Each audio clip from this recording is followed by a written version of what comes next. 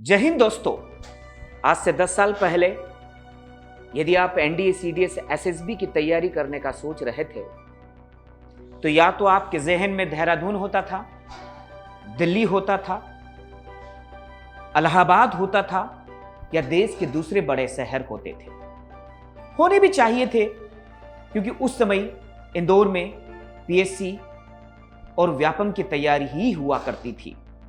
समय बदला, आज इंदौर सिर्फ मध्य प्रदेश का ही एजुकेशन हब नहीं है, उसके साथ जुड़े छत्तीसगढ़, राजस्थान, महाराष्ट्र, बिहार और दूसरे अन्य स्टेट्स का भी ये एजुकेशन अब हो गया है। कारण यहाँ आईआईटी, आईआईएम्स और बहुत अच्छी यूनिवर्सिटीज तो है, साथ ही साथ कॉम्पिटिटिव एग्जाम्स की तैयारी कराने वालों की नेशनल लेवल की कोचिंगों की भरमार है। आज इंदौर में डिफेंस एकेडमीज की भी भरमार है।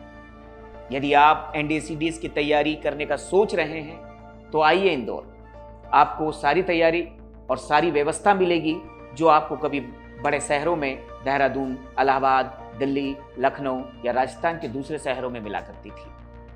ऐसे ही एक एकेडमी आईडी डिफेंस एकेडमी, जो पहले इंदौर डिफेंस एकेडमी थी, आपको बेहतरीन तैयारी कराती है बहुत कम फीस में। ये इंदौर के एजुकेशन एपिसेंटर बहरकुआ पर स्थित है।